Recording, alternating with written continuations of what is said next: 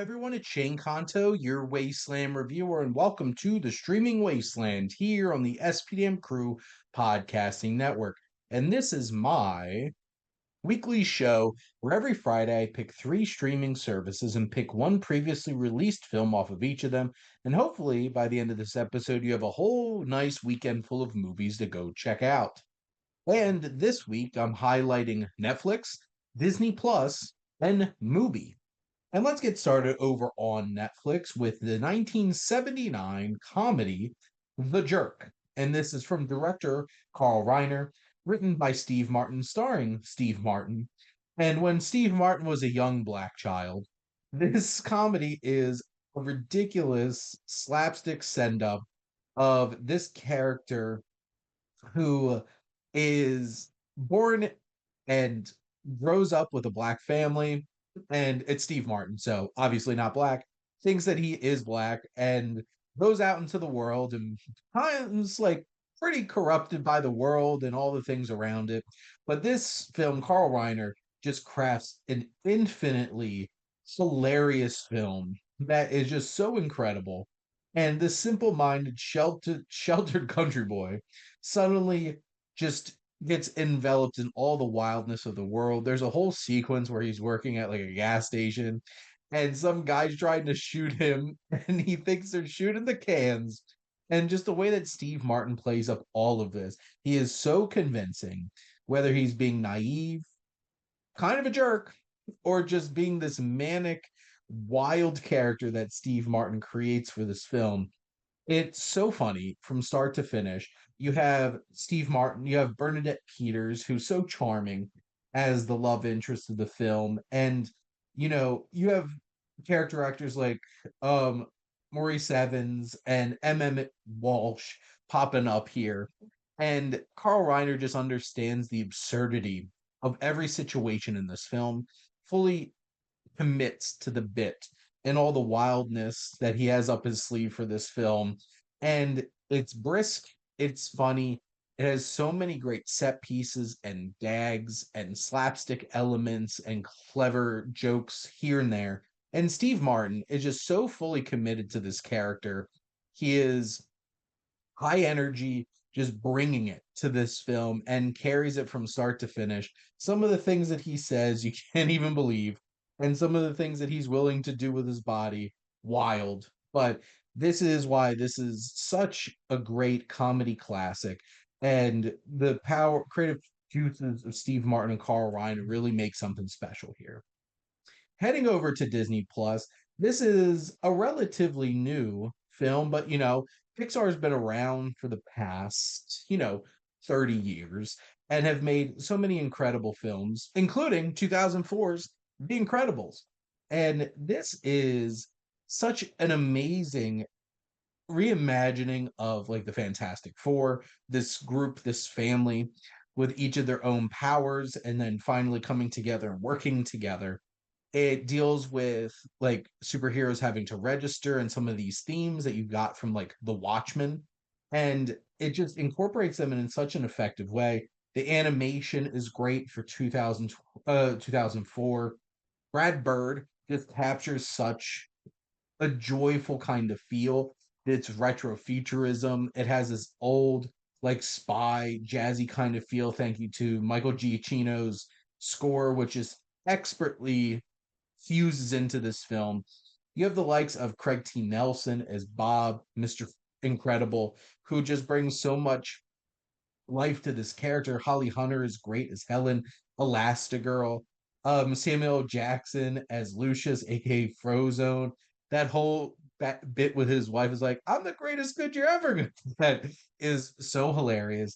Jason Lee as Buddy, aka Syndrome, the antagonist of the film. He just eats it up. Jason Lee is so fantastic. He just works so well. There's amazing action in this film. I love all the characters. Edna Mode, voiced by Brad Bird. It's so much fun. No capes. And just from top to bottom, this whole film is so heartwarming and connects and really has great themes about family. Okay, it's just such a fantastic film that is able to layer in interesting themes and ideas, what it does with the comic book superhero genre, and offers up something fresh and exciting. And it just does everything great from top to bottom. This incredible cast, the incredible team at Pixar putting this all together, Brad Bird leading the way. This is a special film, and I really enjoy Incredibles 2 as well, but this really set the bar high for any Fantastic Four film that tries to come after it. And we've had some, and they definitely aren't the Incredibles, but it's funny, it's exciting, it's thrilling, it has action, it has heart, it has soul, it has emotion. It does it all. Lastly, over on movie, I have 2011's dark comedy true crime docudrama, Bernie. And this is from director Richard Linklater and feels like such an interesting diversion for him, but it is still very Texas in small town Texas. An affable mortician strikes up a friendship with a wealthy widow. Though when she starts to become controlling, he goes to great lengths to separate himself from her. In this film, plays with so many filmmaking conventions and delivers something so unique and interesting. It is like it's shot like a documentary. It You have like these interviews with locals, you have interviews with the prosecutor, and this is like this true crime story of this man who winds up killing this woman and hiding it from the community and everything. It's a fascinating film. It's also really darkly funny. It's so clever, but it's Jack Black that commits to this performance with that mustache and just his affable just personality, and there's a darkness underneath it. He does such an amazing job. Shirley MacLaine is so insufferable as Marjorie and so perfect in this role. She really captures the essence and energy of what this woman's supposed to be, the controlling nature, the overbearing personality.